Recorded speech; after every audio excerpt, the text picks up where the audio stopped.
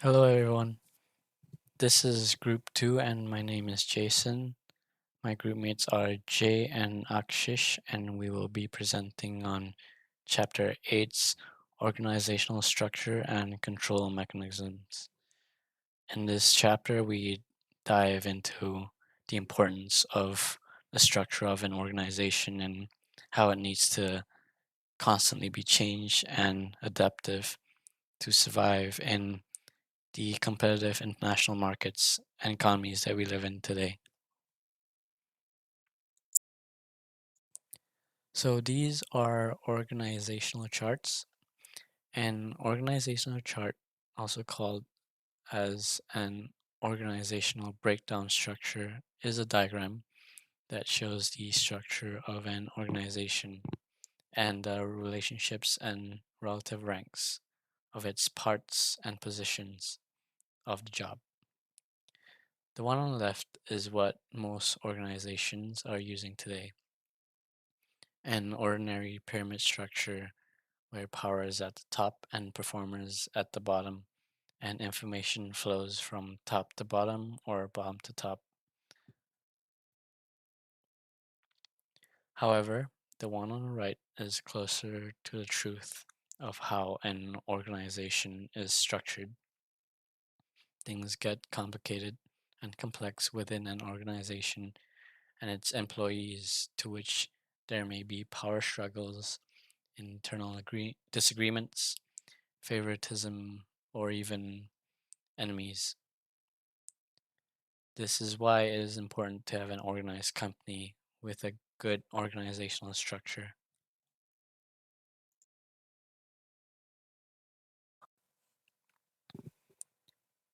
Organizational structure should always be evolving and changing to accommodate a firm's internationalization in response to the competitive world we live in.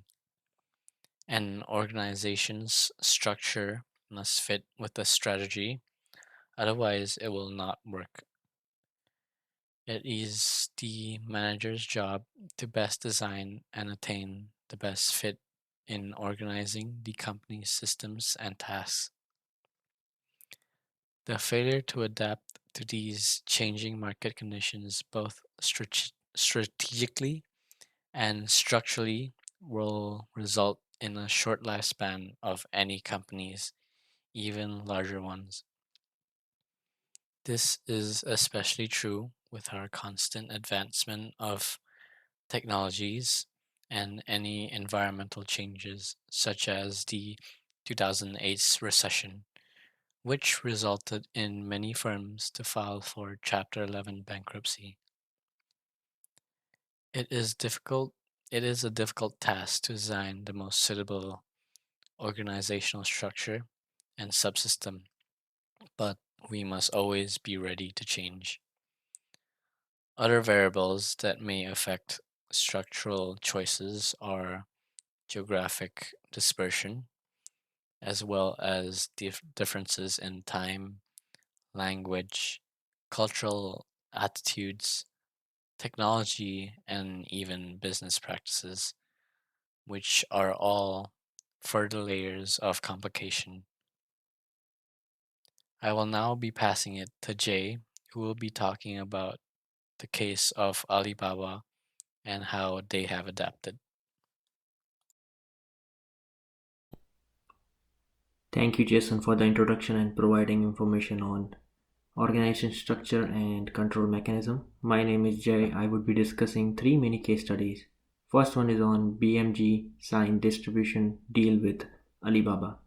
For Alibaba, it is one of the major deal. This agreement will allow BMG to push its artists and authors in the region, allowing it to develop and increase its revenue in China. Through streaming applications such as Xiaomi and Alibaba Group Digital Entertainment, business units will promote BMG artists and assist BMG in growth in Chinese legitimate music sector. This digital section will also monitor the prosecute digital and mobile services that violates the right of BMG clients. The agreement covered digital rights, to recordings by artists such as Scorpions, Smashing Pumpkins, Brian Franks, as well as the rights of the songs by Bruno Mars, John Legend, Rolling Stone, and among others.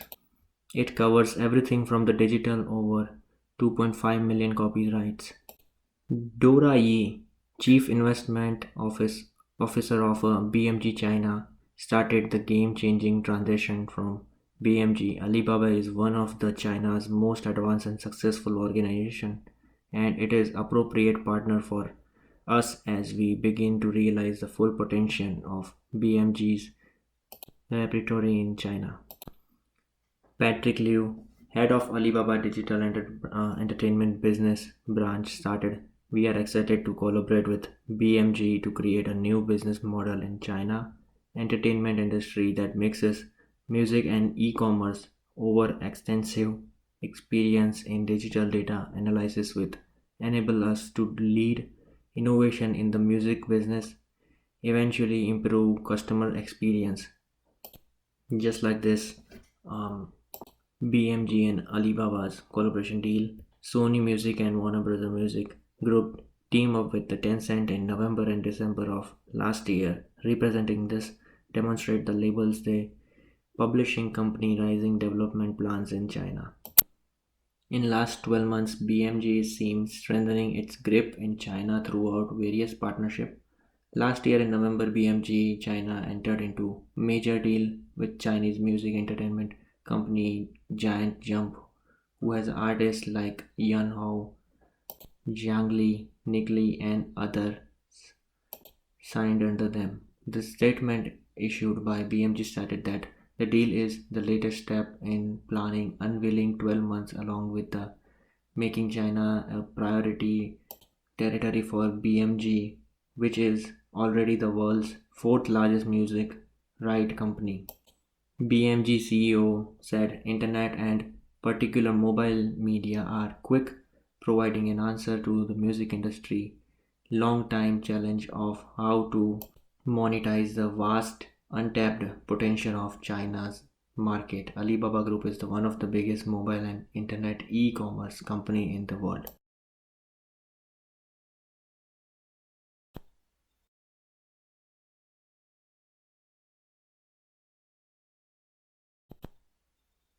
Alibaba Group was founded in 1999. Alibaba Group Holding Limited is a Chinese American e-commerce company.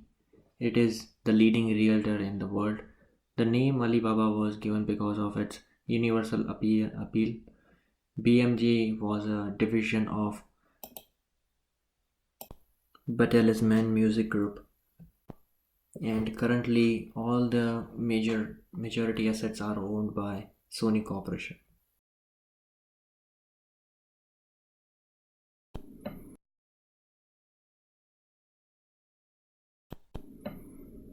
Following the agreement, China produces $169.7 million in the music business. China is the one of the world's largest music market. Alibaba has the digital rights to around 2.5 million records by various artists. The two most popular internet music services are Xiaomi and TT Pod for Chinese market. Piracy has been reduced to a bare minimum. BMG has recognized Alibaba's assistance in monetizing the Chinese market.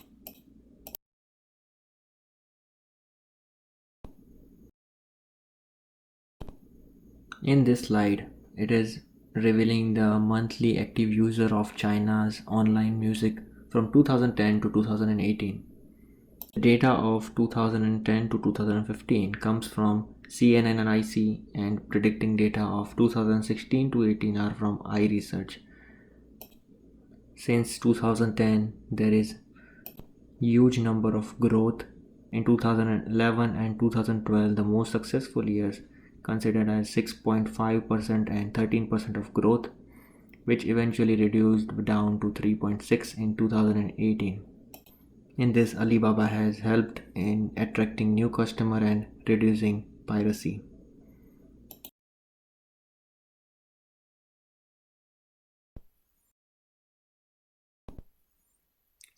My second mini case study is on Flipkart delivery, now powered by Mumbai Dabbawalas.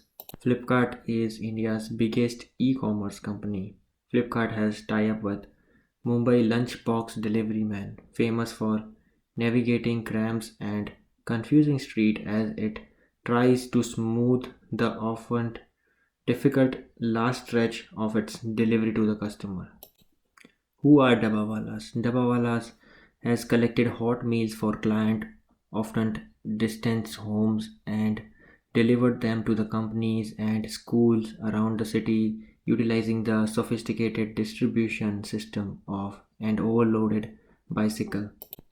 Their unique delivery system has been smooth, reliable, and has survived the test of time, even under extreme conditions.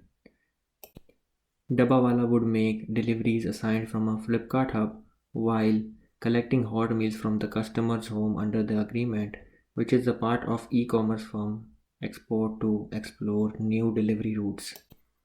This privately owned Flipkart dominated India's e-commerce market, offering everything from cell phone to bags and flight and fighting for the piece of fast-growing business with Amazon India's branch and other home-growing rivals like Snapdeal. Online shopping is expanding at fast pace in India, which has the world's third largest internet user population despite having only fifth of its population online. According to their website, Mumbai Dabbawalas, typically semi-literate deliverymans from rural Maharashtra, the state in which Mumbai is located, deliver over 2 lakh tiffin or lunch boxes every day. Their coding system has been recognized with the Six Sigma level of accuracy, meaning they make only one mistake in 6 million chances, attracting them admiring from Britain Prince Charles to Enterprise Richard Branson. For the future growth, Flipkart said the Dabbawala has undergoing training at the company's delivery center and would start with the paper based tracking system, moving on to the app and wearable technologies. Consequently, Flipkart's brainwave has been that there is a supply chain marvel sitting under their nose for its harness. In a pilot program, all last mile Flipkart deliveries will be made by the Dabbawalas who will collect shipment from the delivery hub and deposit them at customers' residence while going about their normal business of collecting dabbas. This association is an effort to explore newer delivery channels and opportunities by partnering with this unique community of experts, the company said in the statement. For the original supply chain king in India, this could be beginning of greater things in the oncoming Indian e-commerce avalanche.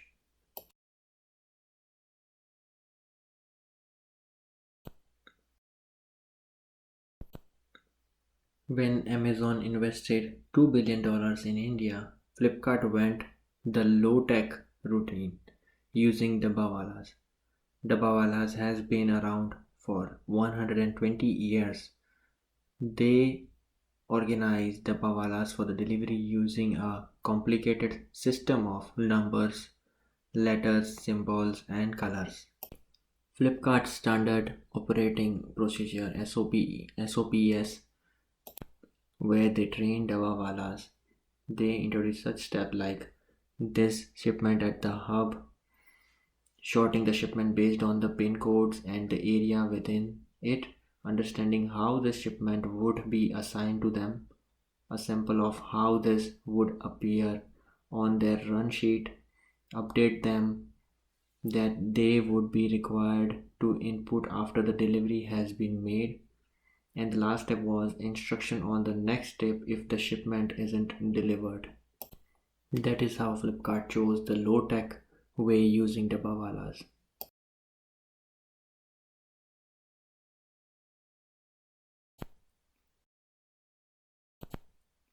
Before going to the complex Dabbawala's shorting system, I would like to highlight few key points. They are claiming that there are a zero carbon business too, so it is an eco-friendly as well as a social responsible business. Unlike delivery riders in the Europe who has been protesting over an unfair pay and working conditions for months, the Dabbawalas are happy. The system operates a little bit like an co-op in which each man is responsible for finding his own customer and collecting the money, with the opportunity to make up to 20,000 INR to like around $280 per month. This is a very much seems as a good stable job. It might be an old fashioned, but it is undeniable, every clever and successful. Original Dabbawala codes before Flipkart deal were only red and green colors, which represent green from where to pick up the box, and red shows where to deliver the box. Even now, the most crew of deliverymans relies on the color coding system to route lunch to the proper recipient. In this figure, E represents the area collected from within Villa Parle, which is a place in Mumbai. E means E Hanuman Road. VLP means Villa Parle Station, original railway station, or it can change from any other railway station. 9 is a number of, it represents the area of the delivery within which zone. In the first graph, AI means Air India building. 12 means floor to be delivered to in Air India building, although 12th floor is mentioned. All Dabbawalas are delivered at the ground floor only in a high rise. For more easy explanation, Far East represent Dabbawala street code of residence station. Top represent residential railway station code. The center part shows the destination railway station code. Right part it shows the Dabbawala code of destination, building name for the delivery, and floor number of the building.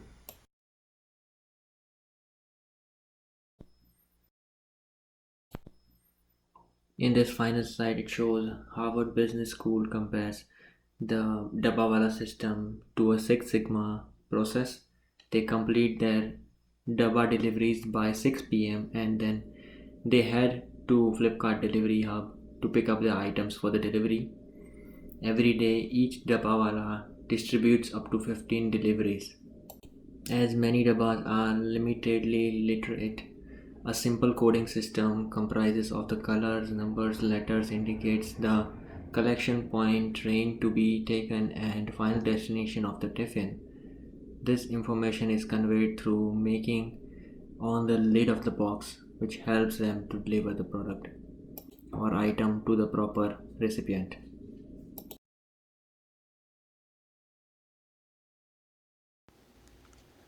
Hello, hello everyone. Today I'm going to be talking about Procter& Gamble's four-pillar structure, widely known as PNG.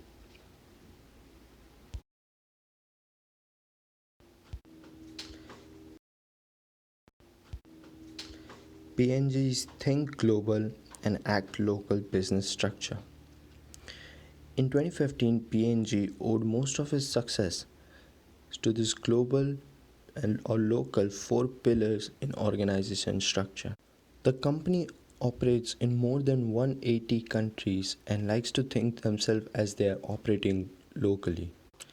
P&G has more than 3 billion products around the world, and some of the famous brands include Pampers, Tides, Charmin, Crest, Gillette, and Braun. Marketing and customer interaction at regional level. As the name suggests, company prefers to market its product by talking to the local people and interacting with them, making sure that their marketing strategies are in place and doing the job that they were supposed to. Their current SMO regions are in Asia, Europe, India, Middle East, Africa, Latin America, and North America. The second strategy is global business units. The philosophy is to think globally, create brands internationally, and create strategies that would ensure the success of these business units.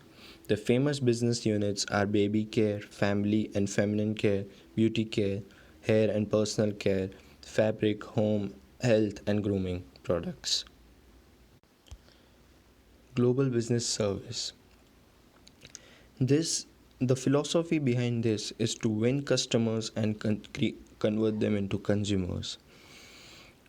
They have offices all around the world for this in America, Costa Rica, Middle East, and in Newcastle. Corporate functions. They want to be the best in terms of their governance, their strategies and implementation, have cutting edge technology and an edge above the industry to make sure they're doing the best of their work.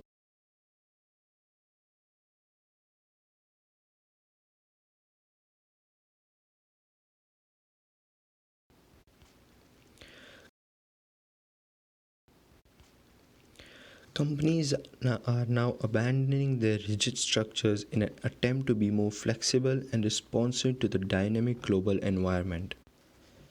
They are now forming industry based sectors. In simple terms, they are forming a marketing strategy for a specific product sector. For example, they have a different marketing team leading fabric and home care marketing sectors. A lot of famous companies create customized structures according to the client's needs. They do this by selecting and moving their skilled employees into cross company teams. They can work rapidly and more flexibility to take advantage of the portfolio of the clients.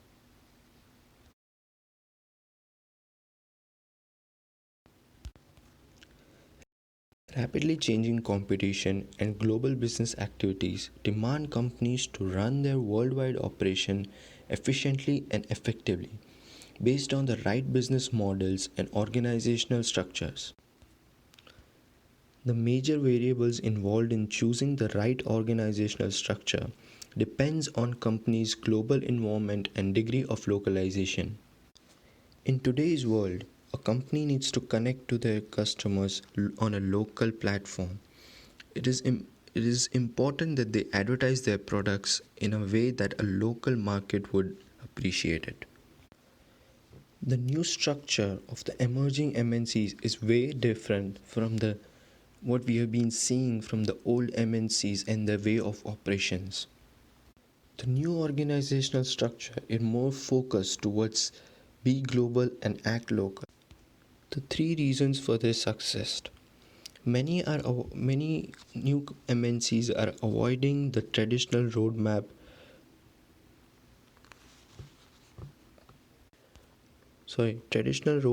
to internationalization and are instead adapting the born global phenomena, which means that they're running their operations from the beginning worldwide.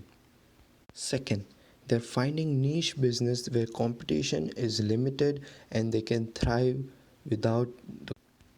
Thirdly, they're working on old economy industries that have been abandoned by the established MNCs from developed countries. However, the major structural changes include simplifying hierarchies, reducing family ownership, providing more powers to subsidiaries, and seeking organizational structure based on either the traditional MNC model or company specific hybrid structure.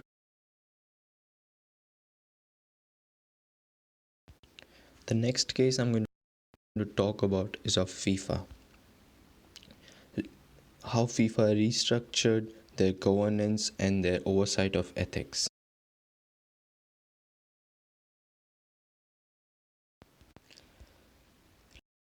Like most sports organization starts with a small scale, but they are all grown in size and their complexity into the organization. Some of them are as big as equivalent to a multinational corporation. There's a lot of money involved in this organization, and as we know, wherever the money is involved, there's chances of corruptions and unethical situations.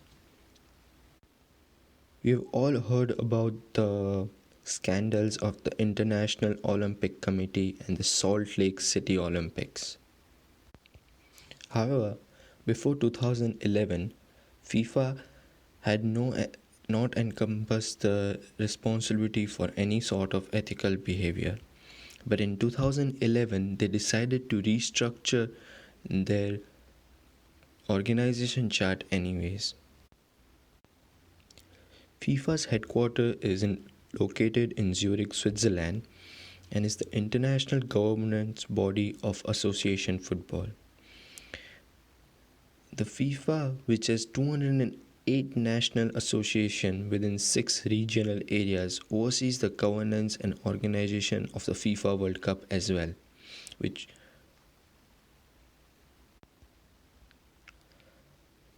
FIFA President Joseph S. Blatter, at the FIFA Congress on June 1, 2011, had, proposed to restructure their hierarchy chart in terms of good governance, transparency, and zero tolerance towards wrongdoing on and off the pitch. As you can see, they, they he proposed to form an independent governance committee which would look after all the FIFA association and their task and will monitor all the situations.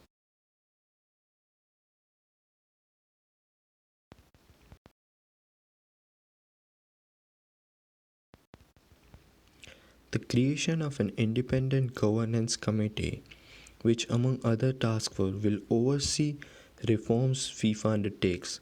It comprises representatives not only from the international football family but also from other spheres.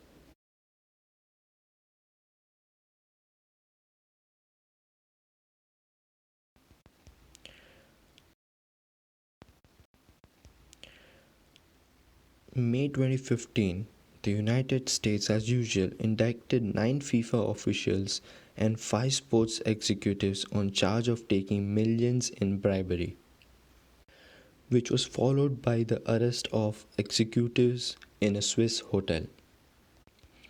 The investigation was launched on awarding the 2010 World Cup to South Africa, and also to there was probe in 2014 World Cup in Brazil. Questions were also being asked about the Russia 2018 World Cup and the upcoming World Cup in Qatar in 2022.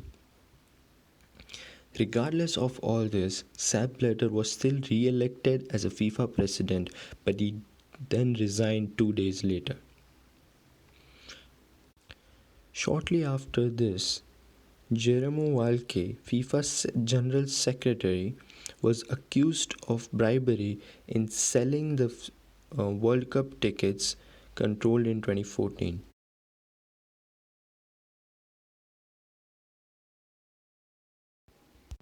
What do you think went wrong? Even after reorganizing the structure, there was so much corruption and there was unethical behavior among the top executives. This design of the new structure and their applications and implications are all in the hands of the top executives. They can take any forms they want, and the management is totally responsible on how and where to manipulate them. MNCs usually employ a variety of direct and indirect coordinating and control mechanism suitable for their organization structure.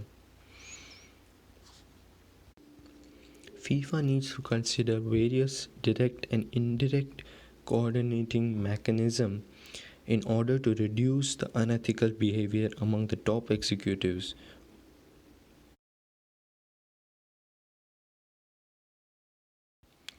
We are gathered from we are gathered from the following thing that Michael Garcia had no authority whatsoever to gather evidence against the officials. Ethics committee was also just the face, and they did not do their job right. While all of this was happening, the digital media and PR team did not do their job and report the things that they were supposed to do. There were no there were no third party checks and balances to prevent the wrongdoing.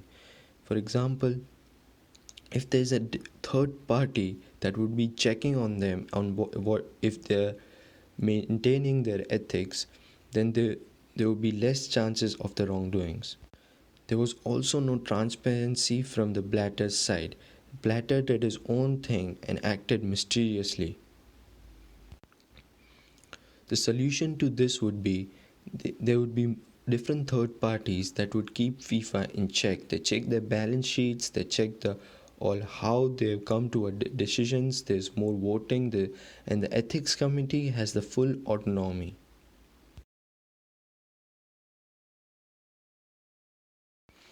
The current present The current present president of FIFA is Gianni Infantino.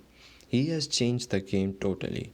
What he does is, whenever there is a meeting, he live streams the meeting and publishes all the required documents and the balance sheets for the general public in order for everyone to see and make sure that nobody manipulates with it. He has also restructured the communication and PR team. All the money that has been being spent by FIFA is being published, and anyone who wants the knowledge can easily get it through the internet. He also has a very active social media presence. For example, if there is any small or big news considering FIFA, he would make sure to post on social media.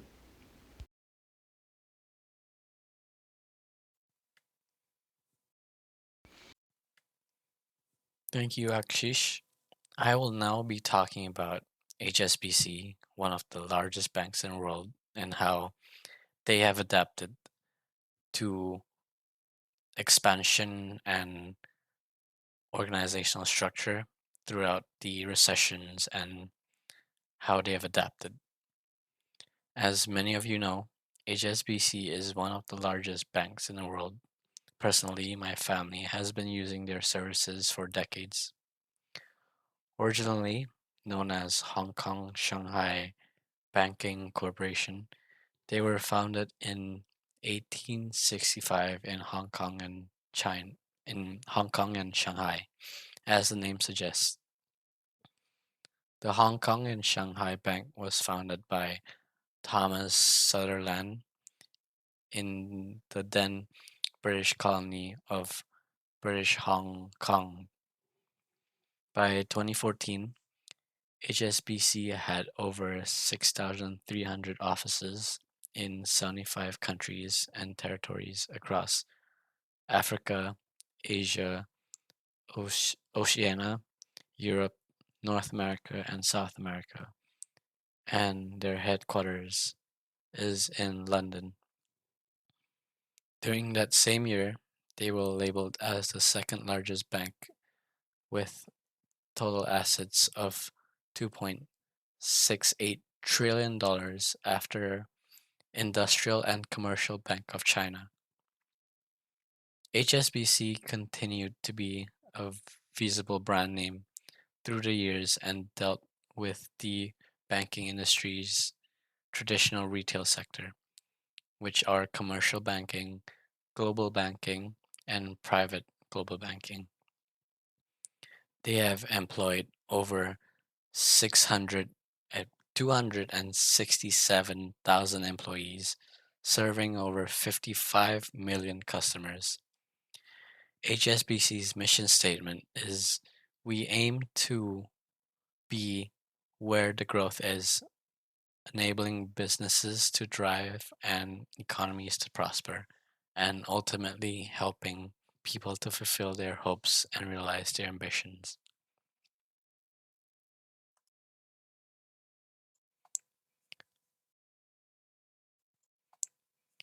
Their operations remained in major parts of the world, and their main source of revenue came from commercial banking, retail banking, wealth management, and private banking. During the year of 2014, HSBC's market capitalization stood at $176.44 billion dollars, with revenues of over $74.59 billion dollars, and had total assets of over $2.68 trillion dollars. The Great Recession was the sharp decline in economic activity during the late 2000s. It is considered the most significant downturn since the Great Depression. The term Great Recession applies to both the US recession, officially lasting from December 2007 to June 2009, and the unusing global recession in 2009. The economic slump began when the US housing market went from boom to bust, and the large amounts of mortgage-backed securities and derivatives lost significant value.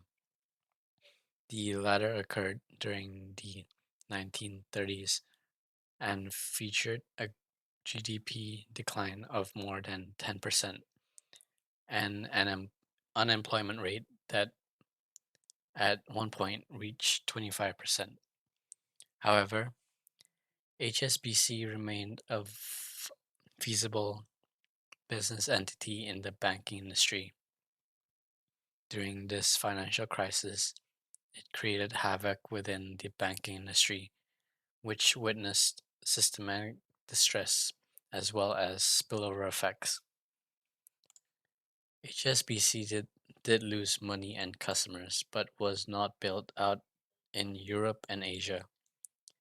Some banks even filed for Chapter 11 bankruptcy. Chapter 11 bankruptcy is a form of bankruptcy that involves reorganization reorganization of the debtor's business affairs, debts, and assets, and for that reason is known as reorganization bankruptcy. HSBC's operations were somewhat spared, but growth remained stagnant during that period. To cope with their losses, they ceased all money-losing operations and embarked on a major reorganization that changed their business model. They sold 195 banking operations in the US for $1 billion and divested over 470 retail locations and axed over 30,000 jobs. However, at the same time, HSBC started expanding in emerging markets of Asia. By By 2012, HSBC announced its financial results and said the bank had increased its net worth by 27%. This was the result of their 2010s reconstruction plan by HSBC CEO Stuart Gilver and his team. Although they trimmed their operations in North America, the Asian markets witnessed a good increase in revenues because of the growth in the emerging markets. HSBC also expanded its branches in China from a mere 110 locations to over 800 locations. China is predicted to be the world's largest economy by 2050. Competition was heightened because of the arrival of local and multinational banks, but HSBC remained competitive with its long history of operations and the bank's reconstructing initiatives, which resulted in tangible growth and expansion. They also used technology as a form of advantage and provided online banking, accessibility of large scale and real time data, useful analytics, and other technologies on hand. Although HSBC was growing very large and fast, their operations became more complex and puzzling, which was harder to manage. In 2012, HSBC had to pay a fine of 1.9 billion US dollars to US regulators because of money laundering of over $880 million for the notorious Joaquin Guzman, also known as El Chapo.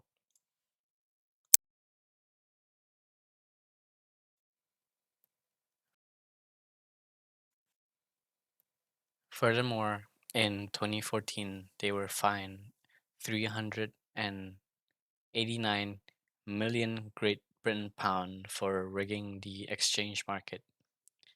In February of 2015, HSBC's unit in Switzerland was involved in tax evasion. HSBC was forced to trim down on operations and axe another 25,000 jobs to focus on the emerging markets in Asia. CEO Stuart Gull- Gulliver even said that HSBC has large scale operations which may be too hard to manage, but they do plan on improving and centralizing control mechanisms.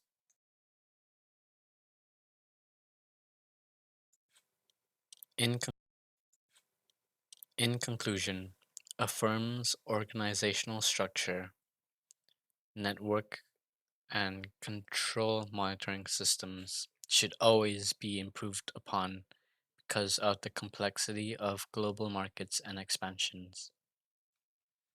In the banking industry, large scale multinational banks thrive on strategic locations, networks, and customer services. Strategic downsizing can facilitate the effectiveness of a company, as proven by HSBC.